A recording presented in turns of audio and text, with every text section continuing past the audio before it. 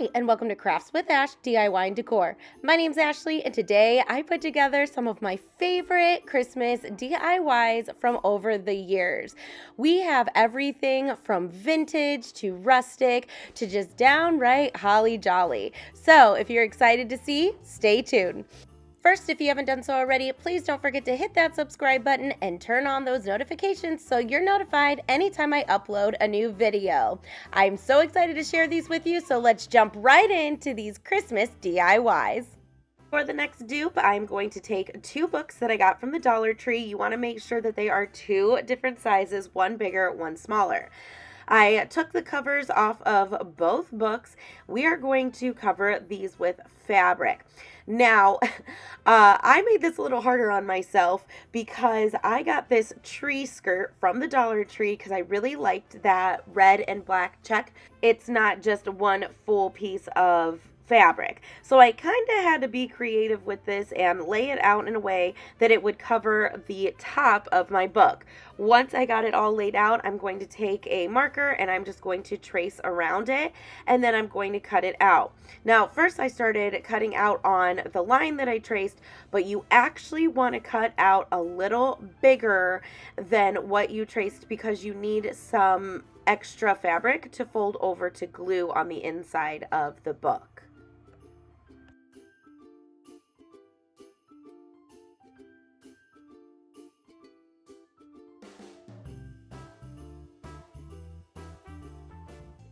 Once you have your piece cut out, you're going to lay it out and then start gluing it to the inside of the book. And when you do this, you want to pull the fabric taut so that way it's stretched out over the cover of your book.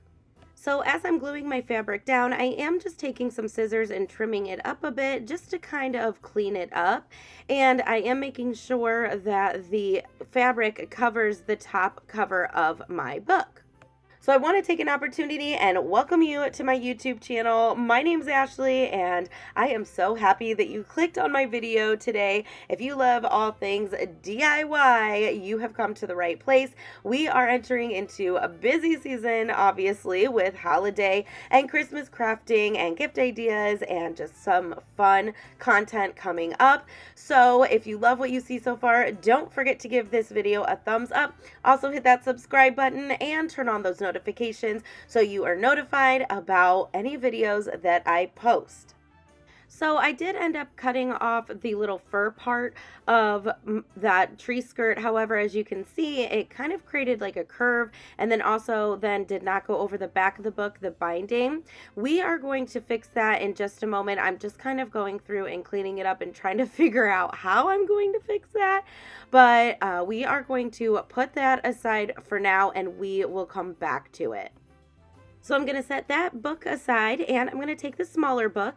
And for this, I thought that I would use this really pretty stocking. Now, I am planning on putting this book stack in my bedroom, and for Christmas, I do decorate it in the little red truck theme.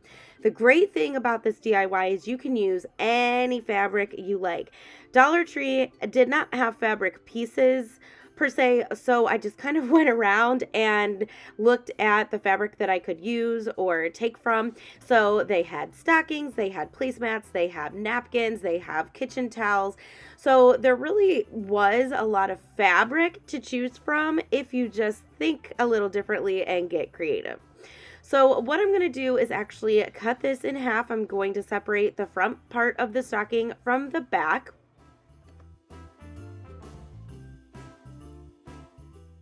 And then I'm going to lay out the stocking over the top of my book so that way I could tell where I was going to glue it. Then again, once I had my book laid out on my fabric, I'm going to take my permanent marker and just kind of draw some lines so I know where to cut around. And again, I am going to cut longer than what I need or bigger than what I need. Now, I did end up cutting off the top of the stocking because I am not going to need it, but hey, that's good fabric that I can use in the future. And then I'm going to cut down my stocking so it fits over my book cover.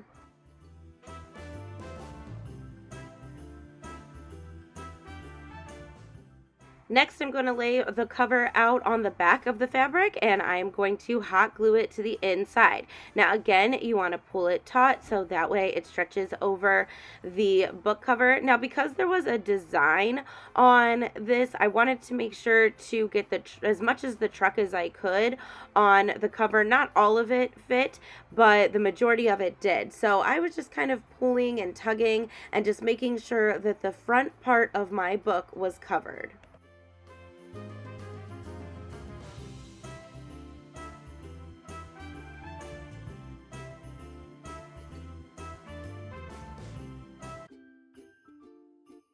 Now this stocking actually had enough fabric for me to go around the back of the binding. I'm not even going to worry about the bottoms of these books because you are not going to see them. So I'm not going to waste fabric or anything covering the bottoms. But again, I'm just going to hot glue the back of the fabric to the binding.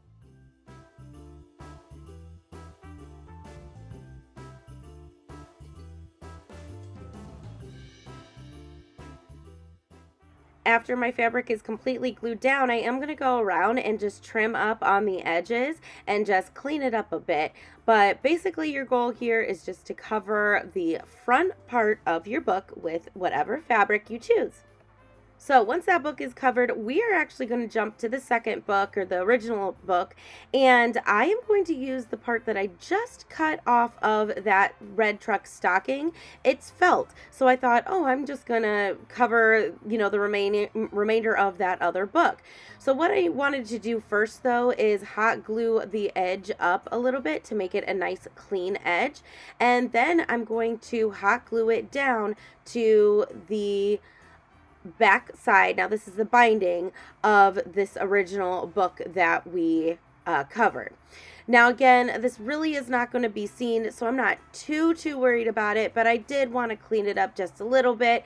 And again, if you have a full piece of fabric, you will not have to do this part, but because, you know, I like to make things harder, and I chose that tree skirt, which had a big hole in it, and it was like a curve, like a circle. I had to kind of, you know, figure it out as I went and just kind of take from pieces here and there. So I'm just taking this red felt fabric and I am just going to, again, pull it taut, pull it tight, and I'm just going to glue it down. Now, again, the underneath, the bottom of this book does not look pretty, but that's okay because no one will ever see it.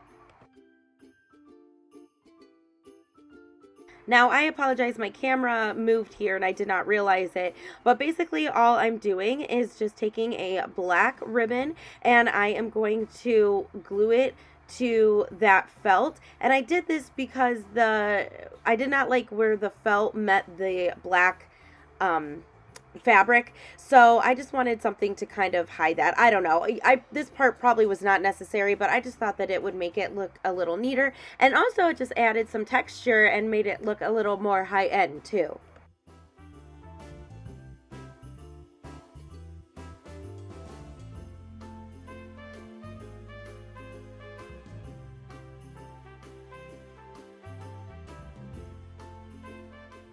So after both of my books were covered, I am left with this really fun book stack that I can use in my bedroom. Here is the stack from Kirkland's, $34.99, and we created ours for about $5.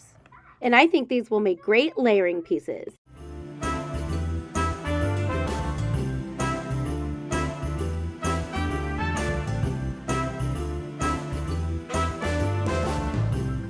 This next dupe is one of my other favorites, and this was so easy but fun to do. So what you're going to do is take the LED candles from the Dollar Tree, and then you're just going to take a knife and just start putting little cuts into it. We are going to make some Birchwood candles. So I did this on 2 of them. Now the one on the Pottery Barn website actually was a set of 3, but this is all I had in my stash, so this is what I did. So now I'm just going to simply dry brush some chocolate bar apple barrel paint all over my candles. And you don't have to get full coverage. This does not have to, look good or anything, because what we're going to do is actually take a wipe and we are going to lightly wipe this off. The purpose of this coat right here is to get into all of those little slits that you made with your knife.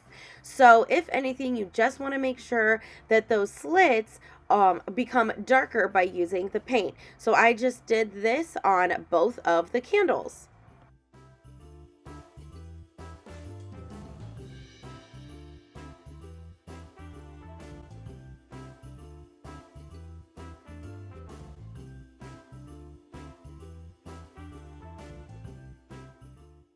So next I'm going to take that territorial beige that we used before, and I am just basically dry brushing this all over my candle, and this is what's going to give it more of the birchwood color.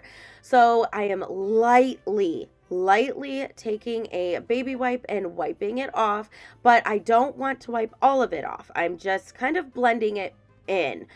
And I'm going to do this with both of these candles. I'm just kind of dry brushing and wiping as I go. You know how they say the devil is in the details? Well, this is going to bring it to life. What I did was take some of that chocolate bar paint and dipped the tip of my paintbrush in the paint, and then I am just dabbing it in random spots all over both of my candles, and that's gonna give it like that wood type of look. And look at that. I feel like by doing this, it completed the look of the birchwood candle. And I think I only did like 3 little sections on each. Some of them I did a little darker, some of them I did a little lighter. So it's really up to, what you like and what you think looks good. But I love how these came out, and we're not done yet. Next, I'm going to take my Mod Podge, I'm going to paint some of that on, and I am going to sprinkle some of that really pretty glitter all over each of my candles. So what I did was I basically covered like half of the candle in Mod Podge, did the glitter, turned it around, covered the other half in Mod Podge, and then covered it with glitter. And look how pretty that is. Wait till you see them lit up at the very end. But I just think that this brought it all together, and it really does look like the original piece from Pottery Barn, which you're going to see here in just a minute.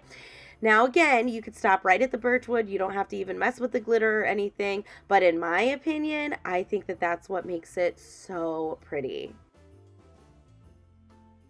Look how gorgeous. This makes me want to go get a third one from the Dollar Tree so I can make another.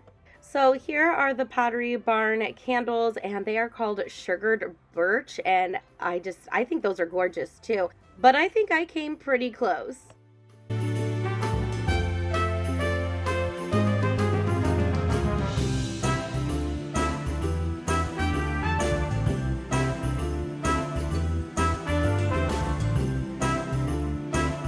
For this next dupe, you are going to need a ring, and you're going to want to spray paint it or paint it white. I did not get footage of that. I'm so sorry. Next, you're going to take 3 of these white trees from the Dollar Tree, and you're going to take some wire cutters and just start cutting off each of these branches. Now, I did not wrap my branches all the way around my wreath ring, so you will need more trees than just 3, but I thought that it looked good with what I had. So once my ring was dry, I'm going to start in the middle, like the inner ring, and I am going to hot glue my branches on the inside of the ring, and I'm going to go all the way around. Then I'm going to start kind of going in. Now you do want to stick to one direction, but you're going to poke in the branches going all the way around the ring on the front. I hope that makes sense. So you don't have to go around like front to back, but just so it's nice and full in the front. Now, some of the pieces I did use hot glue to secure it a little better, but these branches do have wires, so you can poke them in.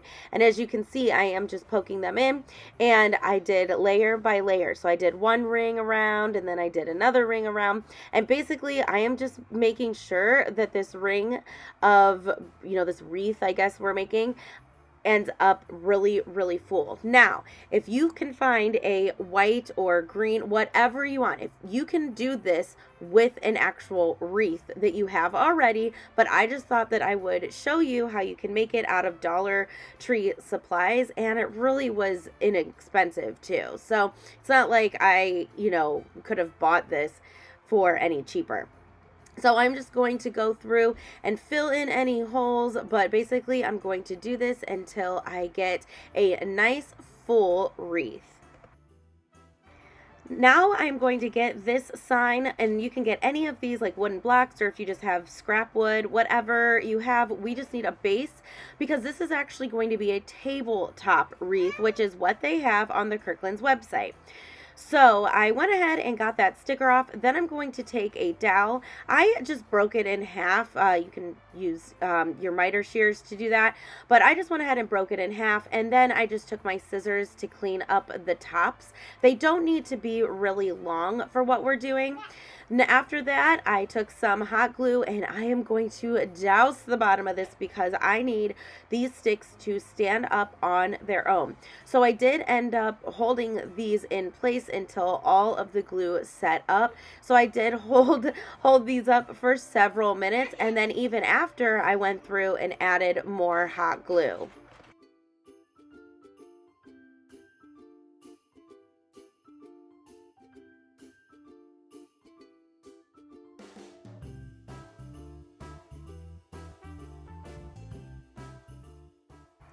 After that, I took some white Waverly chalk paint, and I am just going to paint this entire thing. I'm going to do the top, the dowels, the sides. I'm going to do everything except for the actual bottom of the base.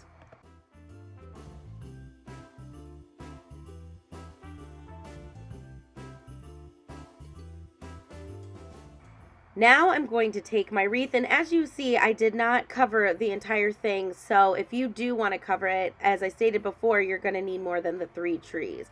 I just used what I had. So now you're just going to simply poke your dowels into your wreath, and now that makes it a tabletop wreath. Now, I did go through and reinforce it by adding some hot glue to the dowels, but look how cute this is. Here's the one on the Kirkland's website, $49.99. Now, I'd love to spray glitter this. I just didn't have any spray glitter. But for now, this is mine.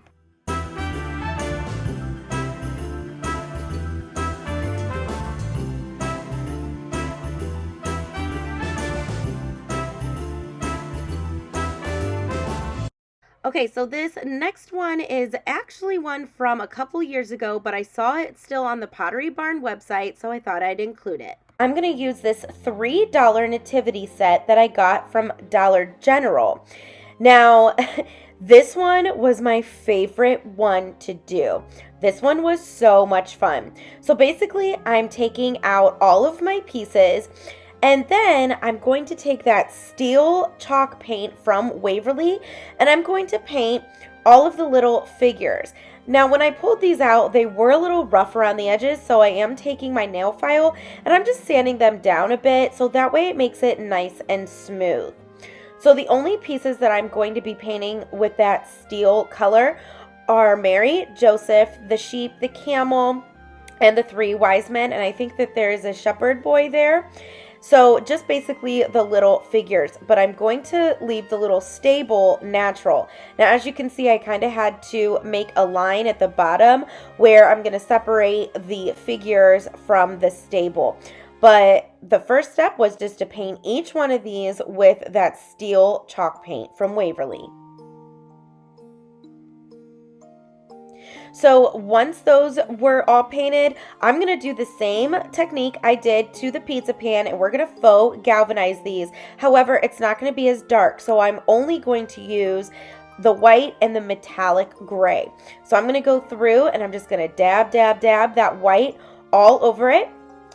each one of those little gray pieces, and then I'm going to go over it again with that steel paint to kind of mute down and kind of bring it all together.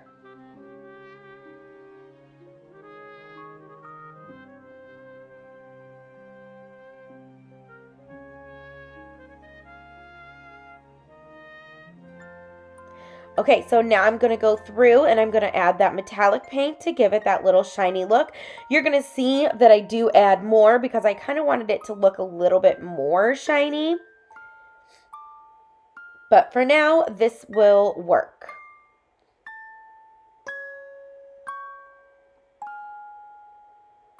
Now, I'm not doing the edges of this because I thought that the natural wood around the edges looked really cool.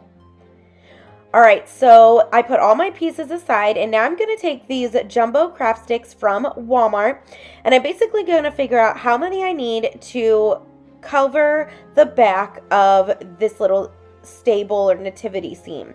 So I did end up using 5, so I'm laying them out. And then I'm going to trace on the outside of my nativity scene. Now I'm only going to line up the top to the bottom, so you can see that there's little shapes, cutouts at the top. I'm going to make sure that it starts at the bottom of that and goes down, and then I'm just going to use my scissors and cut where I made my marks. This wood is so soft that it was easy for me just to use regular scissors, but I do have a pair of scissors that I use just for cutting wood. For some reason, my miter shears will not work on these dowels. I don't know why. Or, I'm sorry, not the dowels, the craft sticks. They do work on dowels, but we're not using any right now. But they just won't work on these craft sticks, but these scissors were good enough. So now I have them all cut down, so now I'm lining them back up just to make sure that the positioning and sizing is correct. And it is. So now it's time to paint. So what I'm going to do is I'm going to faux stain 2 of them. And it doesn't matter the order you do this in. This is just what I did. So I'm going to faux stain the top one. And I'm going to do this by dipping my baby wipe in my Waverly Antique Wax and rubbing it across. And then I'm laying them back out again to see which other one I want to faux stain. So I'm going to do the 4th one down. And again, I'm just going to use my baby wipe and Waverly Antique Wax.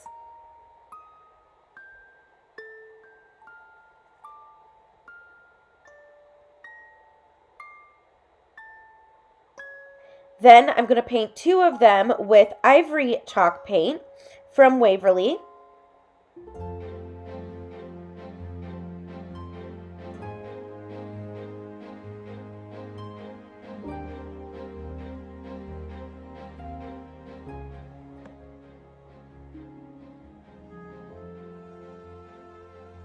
And then I'm going to paint the last one with my elephant chalk paint from Waverly.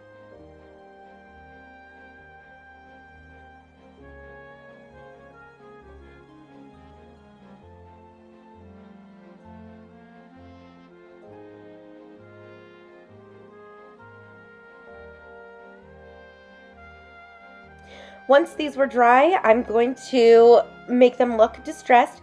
So for the ivory ones, I'm going to dip my little chunky brush in my Waverly Antique Wax, and I'm going to dry brush over those ones. And then for the stained ones and the elephant gray, I'm going to use my white chalk paint to distress those ones.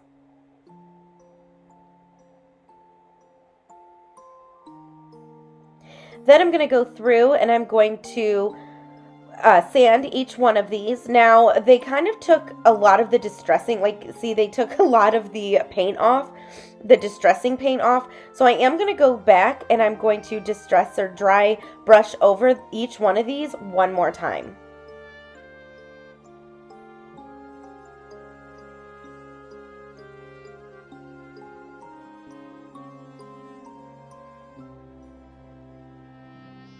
And basically, I'm just dry brushing and sanding until I get the look that I'm going for. Once these were all complete, I'm going to line them back up and then turn them upside down. And then I'm just going to use the little scrap pieces of wood that I had cut off of these sticks. And I'm going to use those to hot glue the sticks all together on the back. Now, I did not intend for there to be gaps in between these craft sticks. I just think I didn't realize that there was at the time. But it's totally up to you if you want to put a gap in between the sticks or put them right next to each other.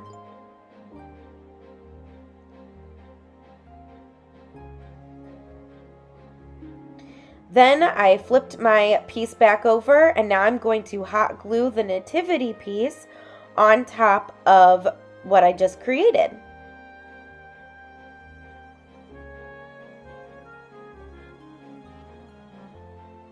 Now, there was a little overhang on the top and the sides and the bottom, so I am just going to take my regular scissors and I'm going to cut that off. Now, actually, in the Pottery Barn piece, you can actually see the overhang, but I didn't like that, so on mine, I chose to cut it off.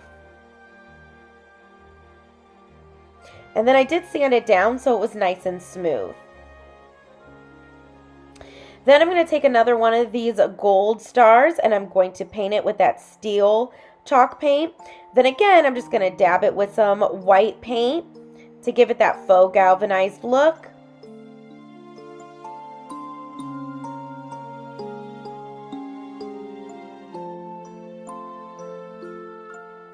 Then I'm going to take that star and I'm going to hot glue it in the middle of that other star that's already there.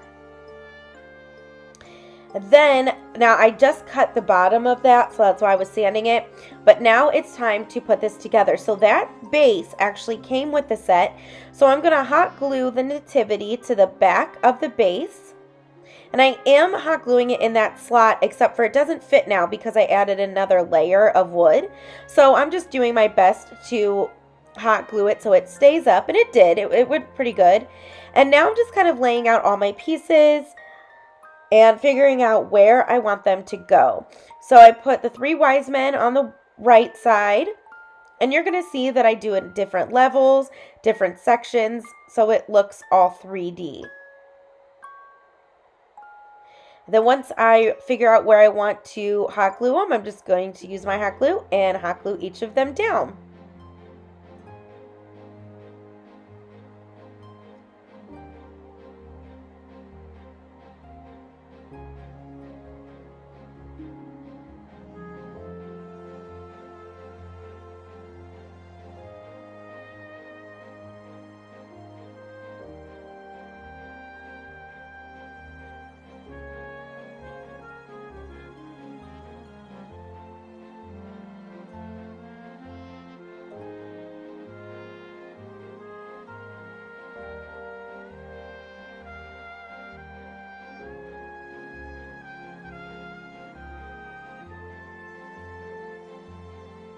And then here is where I decided to go ahead and add even more metallic silver paint.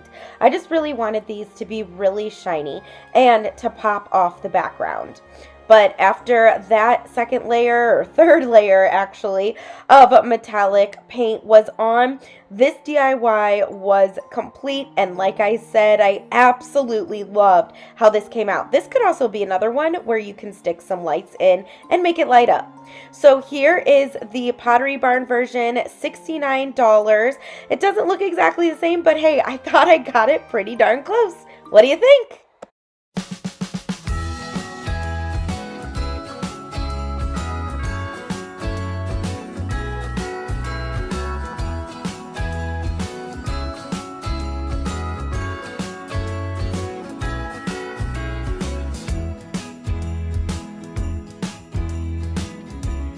Okay, so we are going to start off these DIYs super easy. I picked up this Bottlebrush Tree last year after Christmas, and I believe it was like 90% off, so I probably got it for like 30 cents. So I did feel like I needed to give it a snowy look, so I just took some white paint and this little sponge, and I'm just going to dab all over this tree. Now, in some areas, I did go a little thicker just to give it that just kind of piled snow effect. But after that, I took this package of little ornaments from Hobby Lobby, and then these are the same but a little bit bigger. And what we're going to do is we are simply just going to hot glue these ornaments into this Bottlebrush Tree. Now, when I think vintage and when I was Pinteresting ideas and trying to get inspiration, this DIY popped up numerous times. So I loved it, and it's so easy to make. Now, all of the supplies at Hobby Lobby are 50% off, so this really wasn't even that expensive to make either. But I'm just going to kind of alternate and mix up the colors and the sizes, and I'm going to put a bunch of these ornaments all around my tree. For the base of my tree, look at this super cute coffee mug from Hobby Lobby. We are going to go ahead and glue the tree on that. Now, you can't tell, but the tree is on a base, and I'm just going to use some floral foam to stick in there to prop up this tree, and I'm just kind of cutting it down and just making it fit how I want. And then once I figure out the right size of the floral foam, I am going to go ahead and hot glue the base on top of the foam. And then I did off camera hot glue the foam to the bottom of the cup.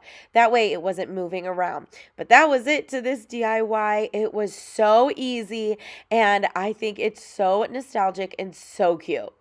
All right, next we are going to grab a book. I got this from the Dollar Tree, but you can get them from the thrift store or one that you have on hand. And then I'm going to grab this pack of scrapbook paper from Hobby Lobby, and I've had this for a while. I'm going to choose a piece of scrapbook paper that I like, and I'm sorry I forgot to show it, but you'll get to see what it looks like in just 1 minute. But what I'm going to do is I'm going to line it up to the corner and the bottom of the scrapbook paper, and then I'm going to fold it up because I do want it to cover the binding. So I am just folding it over to see how much I would have to cut to make sure that it covers it. Then I'm just going to cut it down. Look at that paper. Is that not perfect for a vintage dining room theme? All right, next I am just making sure that this is going to fit. Don't mind that. I had different paper on it and then changed my mind. So you're seeing the after effects of that. But now I'm going to take that paper and I'm going to cut off the top, and because I want this paper to fit perfectly on this book. Next, I'm going to take a nice coat of Mod Podge, and I am going to adhere this piece of paper down to the top of my book. Now, you definitely want to make sure that you pay attention to the corners and get a lot of Mod Podge on there, and then I'm also going to glue down the binding. It's cold outside, but the fire keeps us warm. We can spend the night underneath the mistletoe. And I've gotten you a present that I put under the tree. Tomorrow it is Christmas. Now, because there might have been some paper hanging over, I went ahead and took my sanding block and just sanded it down. And that way I got that excess paper off. But not only that, but it kind of messed up the edges a little bit. It sanded some of the paper off, so it made it look old and antique. So now I'm going to take another piece of scrapbook paper and I'm going to cut it down so it fits right in the middle of the book. Now I'm going to take Mod Podge again and I'm going to adhere it to the middle of the book. And I'm going to try to make it as straight as possible, but if you know me, you know that's not always the case. In fact, I can tell right now it's not even straight. All right, then I did take my Mod Podge and go around the edges just to make sure it was glued down. Now I'm going to take a postcard from that pack from Temu, and I am going to rip off the edges. Now, you can see that I'm actually ripping going back, like to the back, but you actually want to rip coming forward, if that makes sense. And the reason why is because I wanted the white paper to show. So you can see the difference between the top that I just ripped off, and it's a nice clean edge there with no white paper. And then watch as I start ripping it to the front. Now it exposes all of that white paper underneath. So I just did this going all the way around. Now this is definitely sped up, but I took my time because you don't want to rip off too much. Next, I'm again going to take my Mod Podge and I'm going to glue this to the middle of that second piece of paper. Now, when I was kind of questioning my parents and grandparents of their childhood and what they remember about Christmases and vintage and nostalgic, it was tinsel. Tinsel, tinsel, tinsel. So you're going to see a lot of that and a lot of these kind of tinsely pipe cleaners used in this video, just like right now. So what I'm going to do is hot glue a red pipe cleaner all the way around the green piece of paper here. And it did take two to hot glue it down, but you can't even tell where one stops and one starts.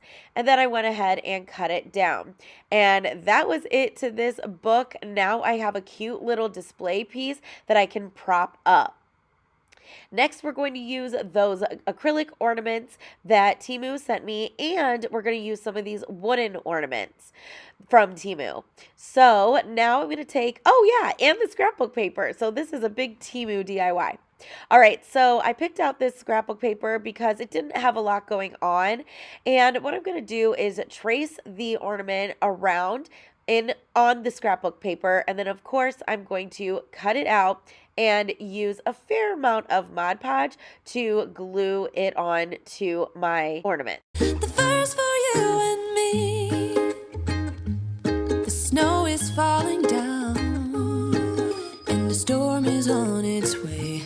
But as long as you're around, everything will be okay. 'Cause all I wanna do is... After making sure my scrapbook paper was pressed down firmly, I took that sanding block again and sanded off any of the excess paper hanging over. Next, I'm going to take that wooden little ornament and I am going to hot glue it to the middle of my plastic ornament or acrylic ornament. Now we are going to make a couple different ornaments like this today in these DIYs, but you can make a whole set for a whole tree. I'm just going to use these in my dining room just to kind of sprinkle them around, but also I have a different idea for these as well. So stay tuned for that for my next video, which is decorating my dining room for Christmas in that vintage theme. All right, next I'm going to again take one of those tinsely pipe cleaners and I am just going to hot glue it going all the way around my ornament on the front. And then I take a second one and hot glue it going all the way around on the side. I just felt like it looked better doubled up, and which you're going to see here in just a minute. These DIYs, the vintage look may not be for everyone, and that's okay, but I just wanted to try this theme in my dining room, but I didn't want to spend a ton of money with all new decor, so I thought that making some would be helpful. Spend this holiday with you. Tomorrow it is Christmas, the first for me and you. I longed for this moment. For the hanger, I'm going to use a pipe cleaner that I actually cut in half, and I'm just going to string it through the little loop there, the hole, and then I'm just going to twist it, and then I do turn it so the twisted part is at the bottom. Now, I actually had some of these little bows left over from DIYs in years past. I have not seen these bows in the Dollar Tree, or maybe they're there and I just kind of missed them, but I'm going to use one of these to hot glue to the top, and that finished this little ornament. Now, off camera, I did make this little ornament to the left. It was not supposed to be off camera. I forgot to hit record.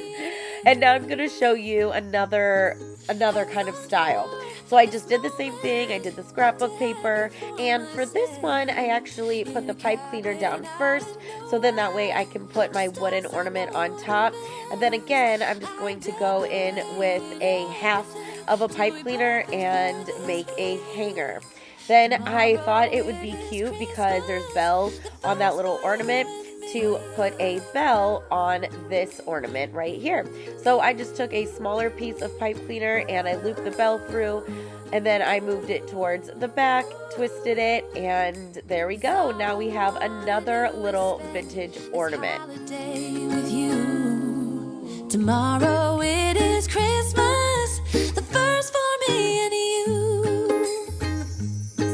I've longed for this moment to have you for myself in a cabin.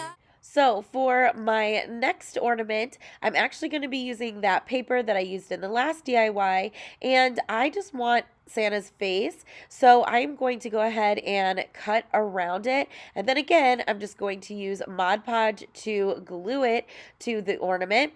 And then I'm going to frame it out with a pipe cleaner and add a pipe cleaner hanger.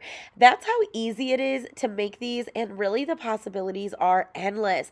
I noticed when going through Pinterest, there really was no rhyme or reason to any of their decor. It was just kind of like a lot of just a mix of different things and items and decorations just kind of thrown into make like a bigger decoration. So there really was like no rhyme or reason to any of it. So you could really get creative with all of these vintage projects. Out of nowhere, just us and no one else. I've decorated everything till we're perfect for this week. Tomorrow it is Christmas.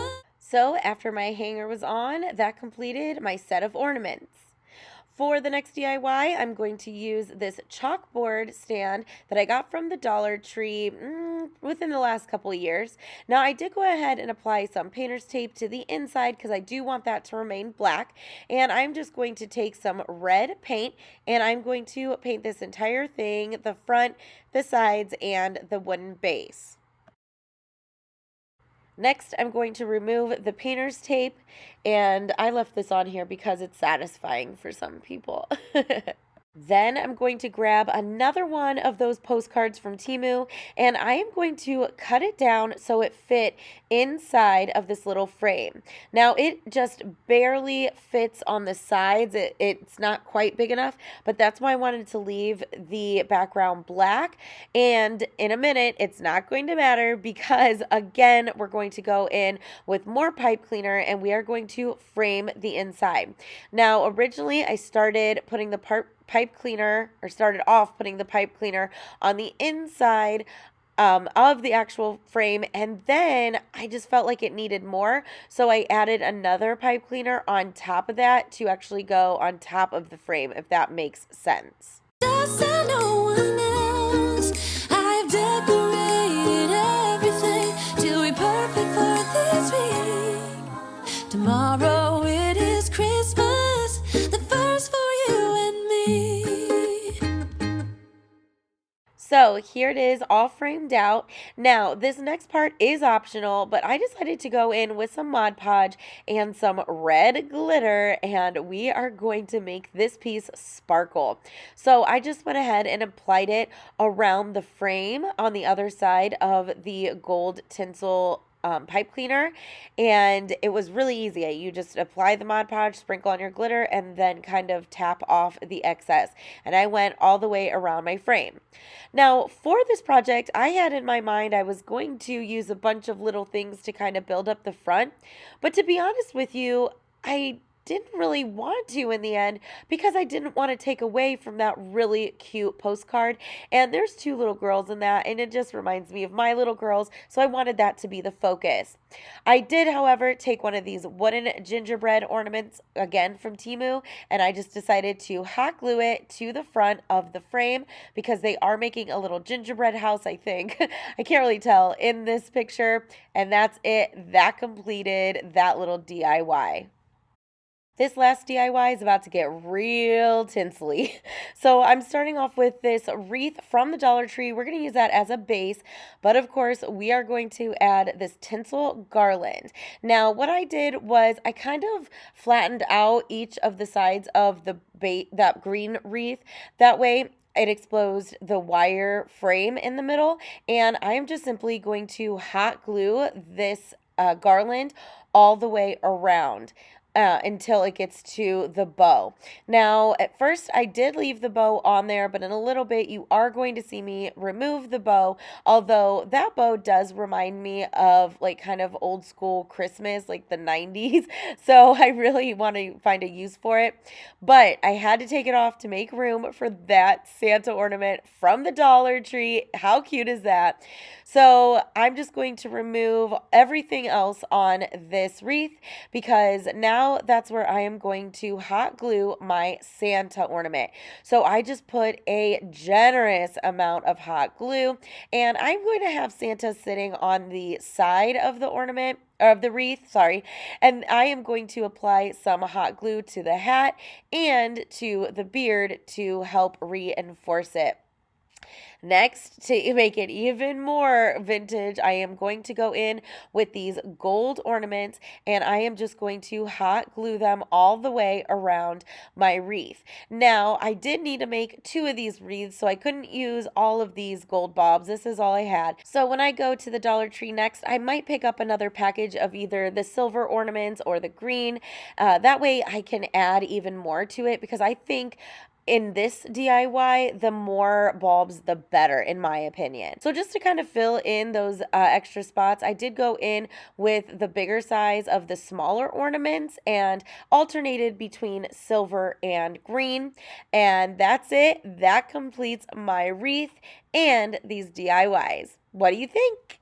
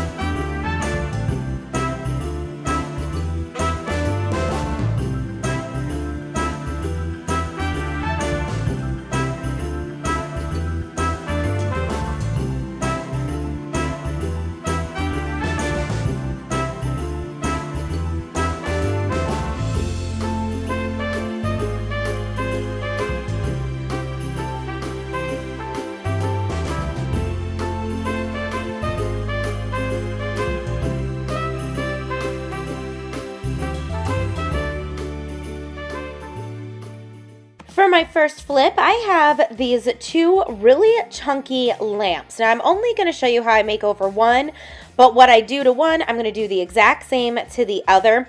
So, now, just by looking at them, they aren't the cutest lamp posts. But I knew exactly what I wanted to do. So the first thing that I needed to do to prep this was to take out the light bulb and then completely take this all apart. So I had to unscrew the top, pull the wire out, just take everything out. Now, once I unscrewed the top, this base came out, and this base had like this metal pole to it. And we're going to be doing something with that in just a little bit as well. So now I'm left with this very chunky wood piece. So now I'm going to give this 3 coats of ivory chalk paint from Waverly.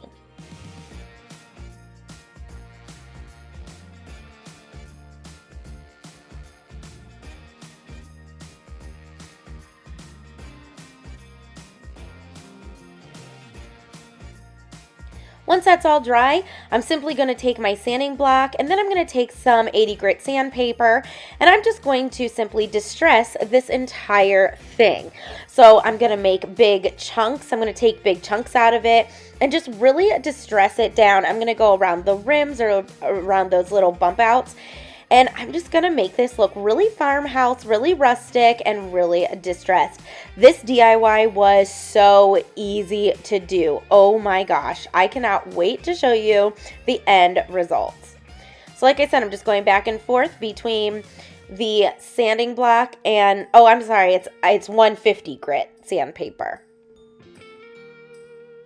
And I'm just getting a bunch of the edges at the bottom, around the middle, anywhere where I kind of thought that it needed a paint chip, so to speak. All right, next I took a baby wipe and I wiped the whole thing down to get all the sand residue off of it. Now, this is perfect as is. However, now we're going to Christmasify it. Christmasify it? Whatever. We're going to Christmas it up. Okay, so I took this garland from the Dollar Tree, and I'm just going to cut off a piece to make a little wreath to go around the top of my now chunky candlestick. So as you can see, I measured it around, and now I'm wrapping it around twice in a loop, cutting it off with my wire cutters, and I'm just twisting both of the pieces together. Now to dress up this little wreath, I'm going to take this pitberry garland and I'm going to wrap this around. Now I should have done this after the next step, and you're going to see why in a second. So you might want to skip this until we do what comes next.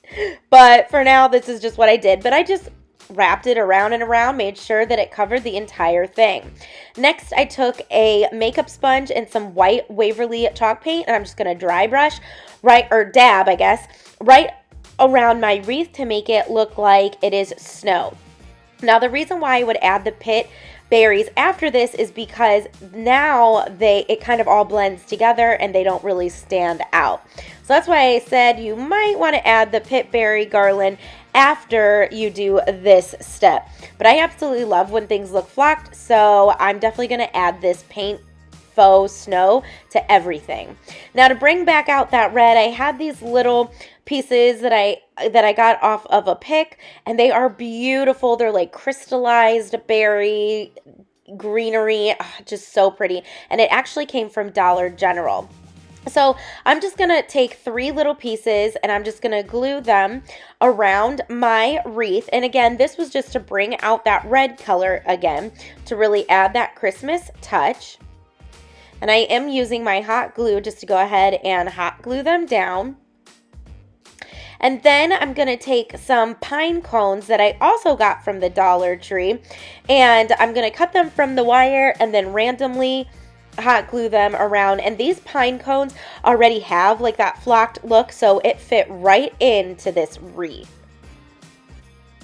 Real quick, I want to take this opportunity to welcome you to my YouTube channel. If you're new, thank you so much for choosing to stop by today. I hope that you love what you see, and hey, stick around with me for a while by hitting that subscribe button. If you're returning, you already know I love you and I appreciate you. Thank you so much for all of the love and support you have shown my channel. And I want to give a huge thank you to all of you. I finally hit 15,000 subscribers, and I could not have done it without all of you. So thank you, thank you, thank you for all of your support. All right, so I'm just going to go ahead and finish up adding these pine cones. And then I'm going to just kind of dab that white over one more time. And then I am going to go ahead and turn it around to the back and dab some white paint, because I did realize you would be able to see the back. And all I have to do is add it to the top, add a candle, and now I have this amazing chunky candle holder. What do you think?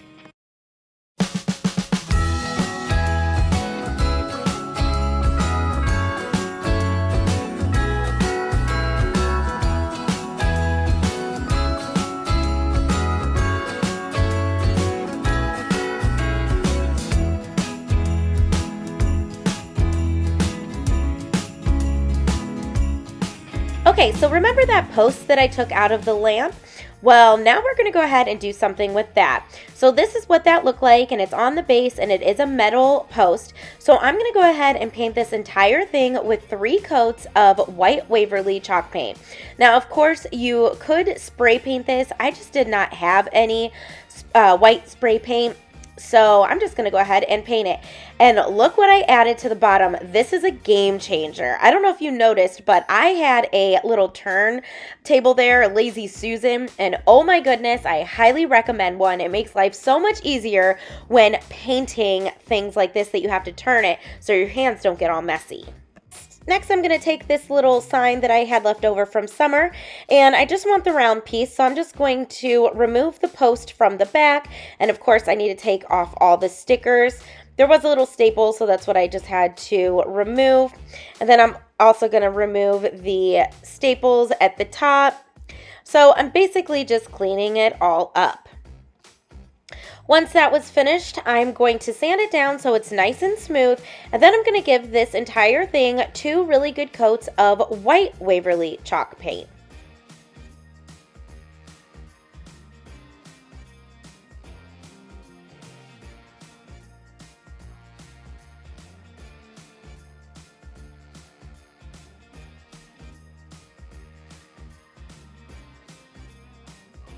Once that dries, I'm going to take my pencil and I'm going to make a dot right in the middle, and then I'm going to draw some curvy lines to make it look like a peppermint.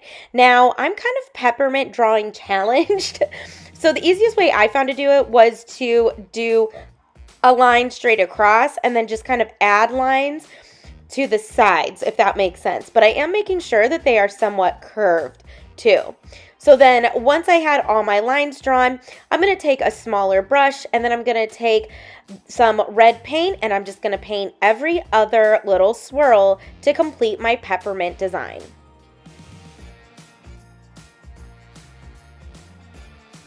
Now as I paint this, I am going to make sure to paint the edges as well. That way it all blends together. And I am going to give each of these little red pieces 2 coats.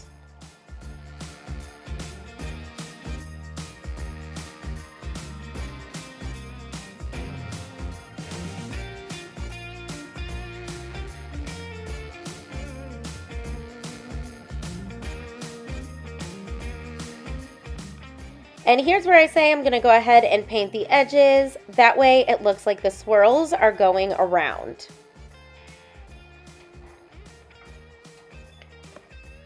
Once all my paint was dry, I'm going to take some Mod Podge, and I'm going to paint the Mod Podge onto each red swirl, and then I'm going to take some red glitter and cover each swirl with that. Then of course I'm going to shake it off, so then each swirl is covered in the red glitter. Now, if you're not a glitter person, you do not have to do this. You can absolutely skip this step, but I just thought that it added a fun and festive touch.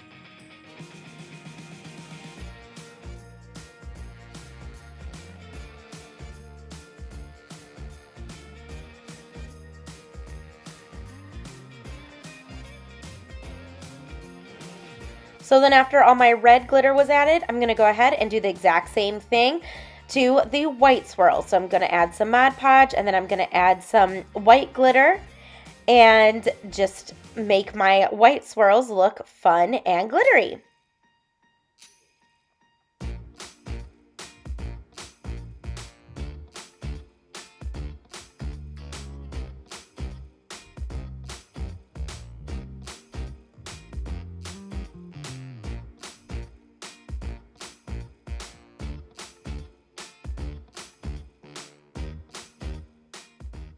All right, so because I want this piece to be versatile too, I don't want to glue anything on it. So what I'm going to do is glue a pipe cleaner to the back of my little peppermint, and I'm going to sit and let the glue completely dry. While that's drying, I'm going to take this ribbon and I'm just going to make a very simple bow to tie on top of this post. This post is such a sturdy post that I felt like it could be used outdoors, but it also could be used for decoration all year long, which is another reason why I really don't want to glue anything to it. So maybe after Christmas, I can take these 2 pieces off. I can add a big snowflake to it, or I can add a heart for Valentine's Day. I could really change this up per season. So that's what I really love about each and every craft here today. So I'm going to make this little bow. Of course, I'm going to fluff it up. Then I'm just going to use some red and white baker's twine to tie around to cinch my bow. And I did go ahead and tack the twine with hot glue. And then I'm going to take another piece of baker's twine and tie it around the middle, because that's the piece that I'm going to use to tie this on my post. Now I am going to go through and I'm going to dovetail the ribbon at the bottom to kind of make it look nice and finished. And then, like I said, I'm going to go ahead and add another piece of baker's twine around the middle so I can use that to tie on the post. So after my hot glue was dry, I'm simply going to wrap the pipe cleaner around the top of my post, and I'm going to make sure that it's really tight so my pipe cleaner does not move. And then I'm going to tie the bow right underneath my peppermint. Now I know that this is kind of a weird angle. I apologize, but I had to stand this up in order to do it. But you'll see it in a minute in the final reveal. So then to cover the base, I'm just going to take some of this little, I guess like fabric that's supposed to look like snow, and I'm just going to cut it down and cut it around to fit around the base. So you're going to see I'm going to trim around the curves of it because I wanted this to look fitted. And again, I'm not going to glue this on, but I am going to go ahead and tack it to each other, which you'll see in just a second. And then that's how the base is going to be covered. So again, I can take all of this off after the season and change up the look.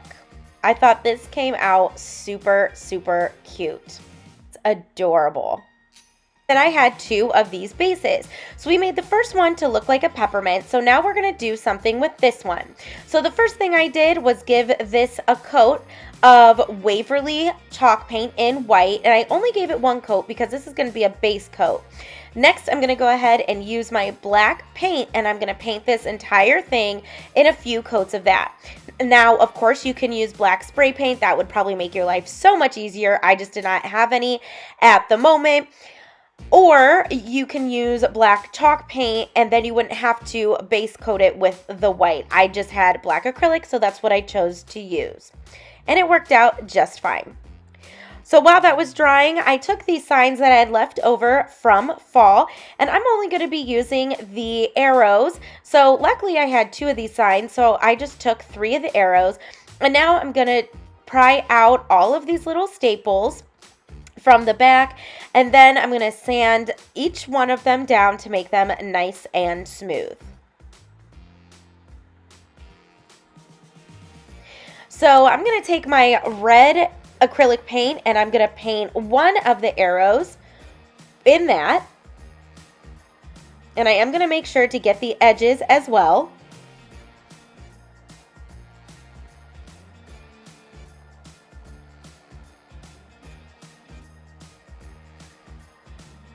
And then I'm going to paint my second one with the white chalk paint.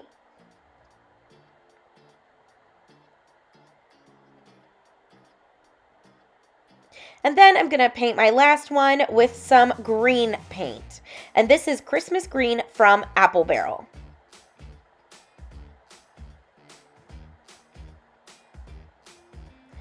So after all my pieces dried, I'm going to take my white arrow and I'm going to use this decal that I cut from my Cricut that says Hot Cocoa Bar. Now, if you don't have a Cricut, that's okay. You can use rub-on transfers, stencils, sticker letters, stamps, anything that you have to add some wording. You can even hand letter it yourself. I just really hate my handwriting, so anytime I can use my Cricut, that's what I'm gonna do. So then I'm gonna go ahead and add Santa's Workshop to the red arrow and Reindeer Crossing to the green one. After that, I'm gonna take these cute little reindeer glittery stickers that I got from a pack from Dollar Tree, and I'm gonna add them to the bottom of my little reindeer crossing sign. Next, I'm going to add these little sparkle trees to Santa's Workshop sign, and then these sparkle snowflakes to the hot cocoa bar sign. I thought that these little touches of the glitter stickers made these look so cute and so fun. Then to add even more detail, I'm going to take a makeup sponge, dip it in some Waverly chalk paint and wipe, and then I'm going to dab, dab, dab all the way around my arrow for the reindeer crossing sign and the Santa's Workshop to make it look like snow.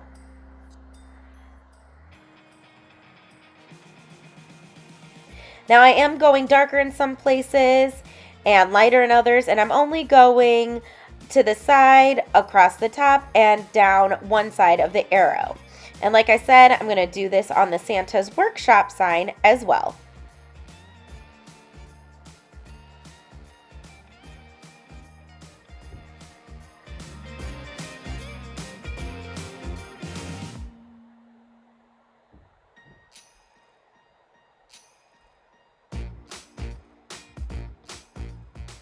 Now, to my hot cocoa bar sign, I'm actually going to take some red and white baker's twine, and I'm going to hot glue that all the way around the perimeter of that sign. This is your friendly reminder that if you love what you see so far, don't forget to give this video a thumbs up. Not only does it really help my channel to grow, but it tells YouTube that you love what you see and you want to see more. So please smash that like button.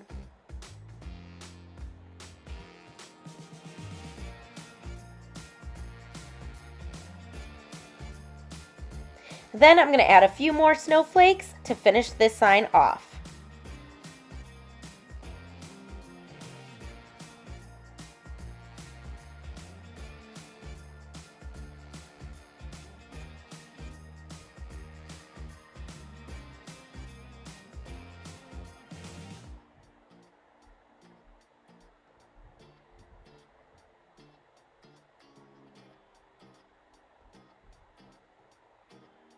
Now, of course, we have to add some glitter to this.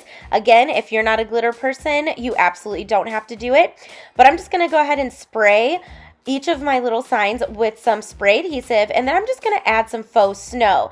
Now, the spray adhesive, I must be running out because it really didn't work for this faux snow. So you're going to see that I actually go in with some hot glue to make the snow stick better to my sign, and that really seemed to help more.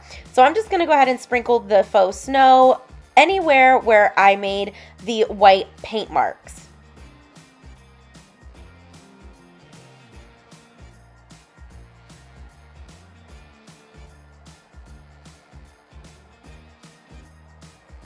Then I'm going to spray the hot cocoa bar sign and the reindeer crossing sign with that spray adhesive, and I'm going to sprinkle on some red glitter to those two signs. Then I'm going to do the same thing to the Santa's Workshop, except for that sign, I'm going to use green glitter. Now I am kind of brushing off over the wording so it doesn't cover it completely and you can still read what it says. See, as you can see, I think my spray adhesive is running out because now it's coming out kind of wonky weird. So I'm definitely going to have to pick up a few more bottles at the Dollar Tree because I've absolutely loved using that spray adhesive this Christmas season to craft with. So after all that was dry, I'm going to do the same thing I did for our peppermint, and I'm going to hot glue some pipe cleaners to the back of each one of these little arrows. And then I'm going to completely let these dry.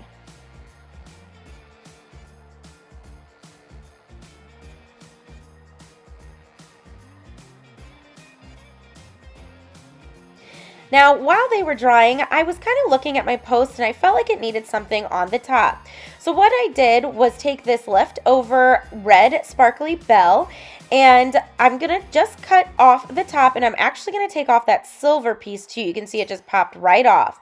Then I did have to clip the top of it to make it flat so it will lay flat on the top of my post. And then I'm just going to use some hot glue and glue it down to the top. I thought that that was the perfect little topper to this post. Sorry about the angle, it's kind of weird. So as you can see, now it's hot glued to the top. Then after my signs were dry, I'm going to go ahead and tie those to the post.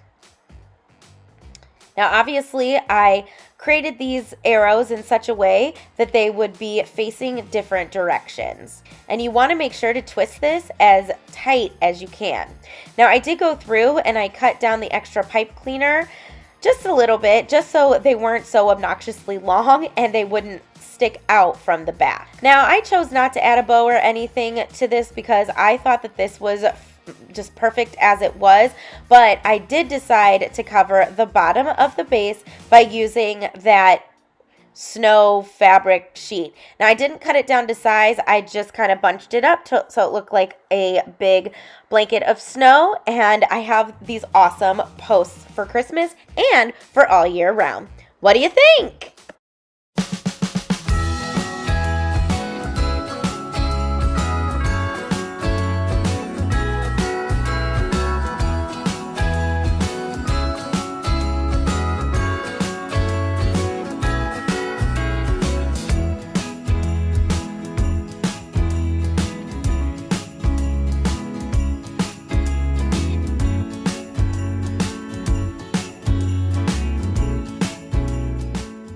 This next thrift flip was a project, but I absolutely loved how this came out and hope you do too. I saw this really neat wall display shelf on Crystal Tara's YouTube channel, and I'll leave the link of her channel below so you can check it out. She's one of my favorite YouTubers, and I really wanted to recreate it because she did mention she got it from Hobby Lobby, but it is out of stock now. So to do this, I'm going to use cupboards that I got from actually a local grocery store. They must have had a ton in stock. I got these for 99 cents each. So first I had to head on over to Lowe's and I bought some poplar. Now these are 6 feet, so I bought 2 that were 6 feet and kept them that length.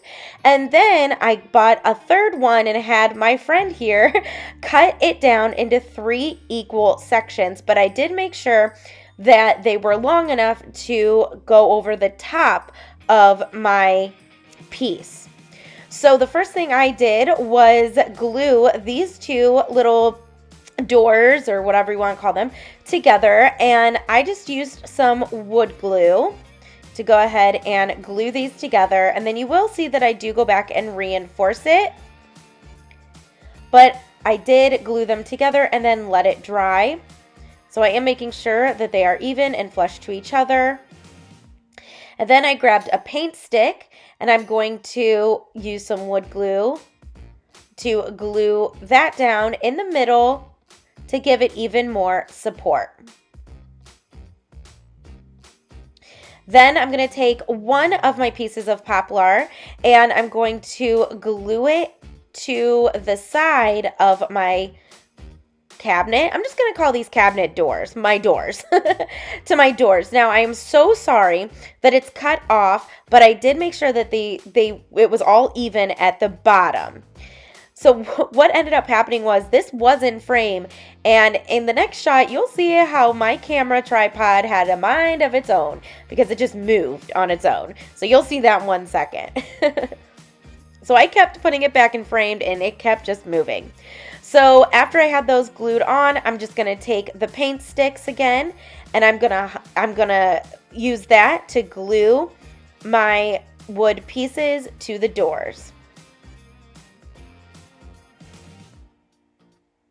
See, I'm going to put it into frame, and now it's moving. So please know that at least I tried, but I did not realize it was doing this, obviously. Okay, so then I'm going to go ahead and let this dry, and I am going to put something heavy on top of each one so it adheres down. Being an Italian household, I'm going to put big cans of tomatoes. All right, so next I'm going to move to the top, and this is one of the pieces that my friend at Lowe's cut down. So I'm just going to add some wood glue to the ends there, and then I'm going to slip it right in. And it was a perfect fit. Then I did end up taking 2 smaller pieces and gluing those down as well. So next, to reinforce this, I'm just going to take some screws and I'm going to screw the paint sticks into the wood. And I'm using 3 for each.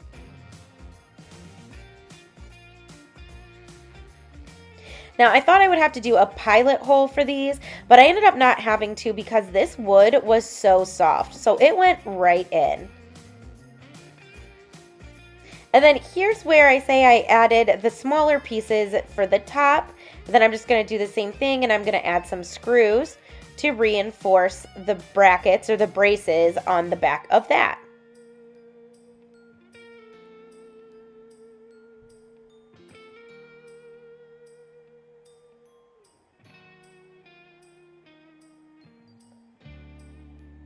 So now that my piece is pretty much all structured and put together, I'm going to go ahead and cut down these extra pieces because I do want 2 shelves. And there goes my camera tripod again, just moving away.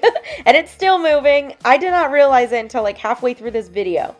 So now I'm just using my miter box and saw to go ahead and cut down these pieces so that way they will slip right in just like that and create some shelves. So this is something different than the original piece because hers just had metal rods with the baskets, but I really wanted to add some little shelves just to make it look different and unique. So I did decide to put 1 shelf all the way at the bottom there, right on top of the doors, and then one right in the middle. So now I'm going to take these little rods, curtain rods, that I got from Lowe's, and I bought 2 of them. And then I'm going to take these little brackets. I'm sorry, I didn't catch what the names were, but I can have all this stuff linked in the description box below. And basically, this became a family project because now my mom, dad, and I are trying to figure out how to use this rod to use as the rod. So I hope that makes sense, like what parts of it to use. So what we ended up doing, because it was a little long, was we ended up unscrewing the thinner part out from the bigger part. Because like I said, this is a tension rod. So there's like a skinnier rod inside the bigger rod. So my dad right now is just unscrewing and just twisting it so it comes off. And then what I'm going to do is I'm going to measure it down, because now he's going to go cut it down. And I'm not sure what tool he used, something fancy in his garage, but I just measured it. Now before he went and cut it down, he's just going to cut the spiral or the little spring out. And then he's going to take it out to the garage and cut it down. Now, I did want to put that knob that was on the one end that he cut off. I wanted to put it back on. So what he's doing is he's just kind of making it smaller so that that little knob or that little end slips right on. So that's what he did for me. And now I'm just going to slip it right on, push it down, and it's good to go. And now it's a good fit right there. So then I'm just going to put those brackets on. But first, we need to go ahead and stain and distress this big piece. So next, after my wood glue dried, I'm just going to take some sandpaper and a sanding block, and I'm just sanding it down because some of the wood glue did seep through. So I'm going through to make sure it's nice and smooth. Next, I'm going to distress it. So this is my time to get out all my anger or frustration. So I just took a hammer and I'm just banging this piece up. I'm going to use the hammer part, but then I'm going to flip it over and use the other end. And you can see I'm going all the way around, and I'm also going to do it to the 2 shelves as well. And I really wanted this to be dented, so I really went for it. My arm hurt after this. Then I took this screw, and it's like an old screw, but the threads are really thick. So I loved this because it made thread marks in the wood as well. So I just went through and I'm just randomly banging this screw onto random parts of the wood, and I loved the look that this gave. So now you can see all those dents. So now it's time to stain. So I'm going to go in with my dark walnut stain from Minwax and a foam brush, and I'm just going to put a good amount of stain on, and then I'm going to wipe it off with a paper towel. Now you're going to see that my foam brush kept breaking here. It did twice actually. Whoop, there we go again. So I kind of thought that was funny because every time I went to use it, it broke. So now I'm just going to go ahead and wipe it down. Then I'm going to grab a new brush and I'm just going to do the same thing. So it took me a second to kind of get in a good groove of how to do this. So you can see I'm totally just drenching it on there, and then I'm just going to wipe it down.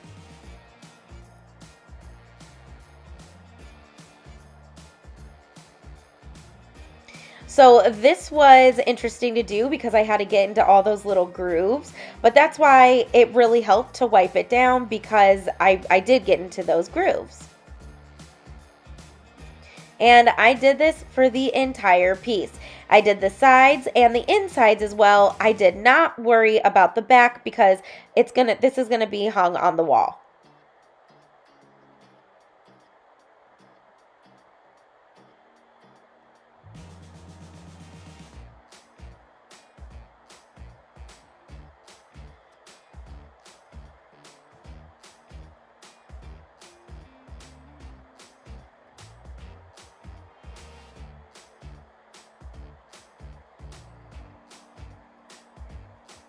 So this is the first time like doing a major project like this, and I have to say I was really proud of myself.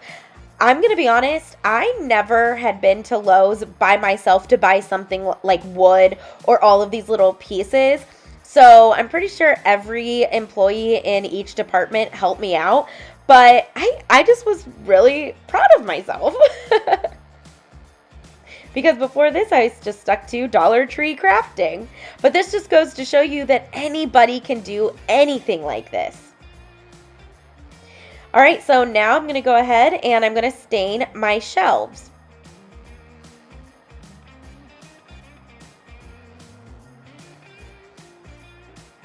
So I did realize halfway through staining these shelves, I forgot to distress the side of them, the side that actually is going to be showing. So you're going to see that I pause from the staining for a minute and I start to do that. I'm going to just distress the sides just like I did the entire piece.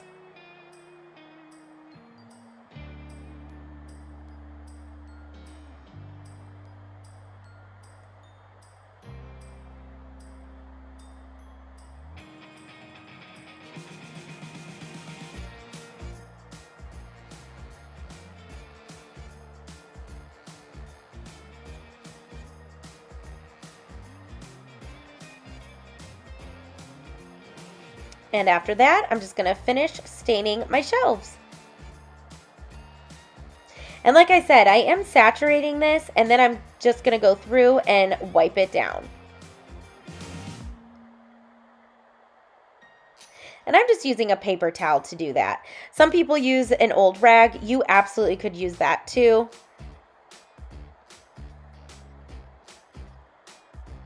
All right, so once all my stain was dry, I'm going to take this chalked paint, and it's called Chiffon Cream, and I got this from Walmart, and I'm just going to take a real nice wild chippy brush, and I'm going to dry brush this cream over my stain. So this is going to give it that rustic two-tone look, and I loved the way that this turned out. So as you can see, I'm dipping it in my paint, and then I'm dabbing it on the plate to get the majority of it off. And then I'm just dry brushing right over it. So a good amount of that stain is still showing through. And I did this on the entire piece. Now I did go a little heavier in the corners, so that way it highlighted the corners and the edges. And you want to make sure to get the middle as well. Then I'm going to take my 80 grit sandpaper and I'm going to sand this entire thing, and this just helps to blend the paint in with the stain. See how nice it's blending in? And then I did, in some areas, push a little harder to bring out the natural wood from underneath, and I loved how that looked. So I'm going to go through and I'm going to sand this entire thing again. Then I'm going to do the dry brushing to my shelves. And then once they're halfway dry, I'm going to go ahead and sand those down as well.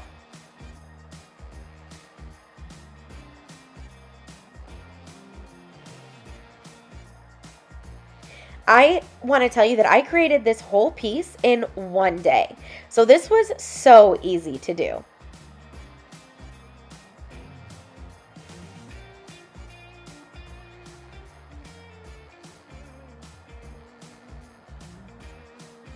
And here is the final look at what my distressing looks like.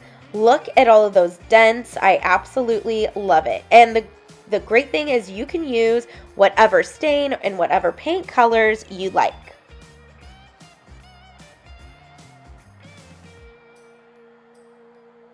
All right, so once that was all complete and dry, it's now time to attach all my pieces. So I'm just going to take some wood glue and I'm going to glue my shelf to the middle. Now you can see that the shelf at the bottom there above, right on top of the doors, I already glued down. I lost the footage of that. I apologize.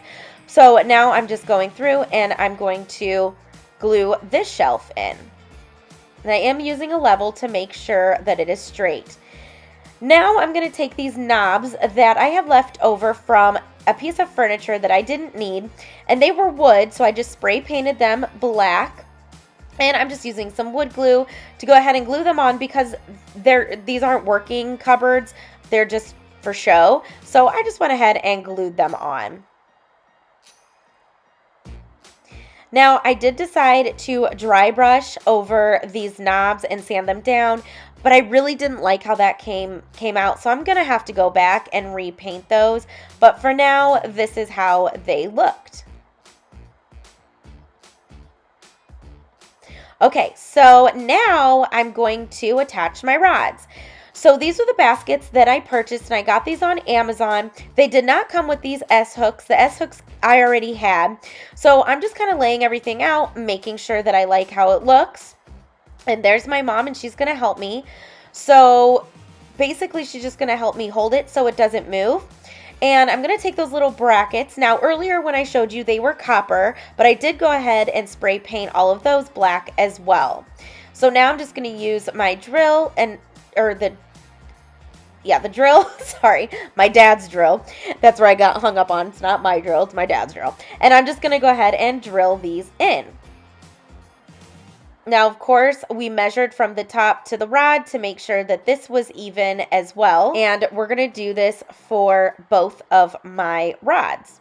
I did decide to do two. I'm going to do two, one at the top and one underneath my first shelf in the middle. Then once that's on, this is complete, and oh my goodness, so amazing. What do you think?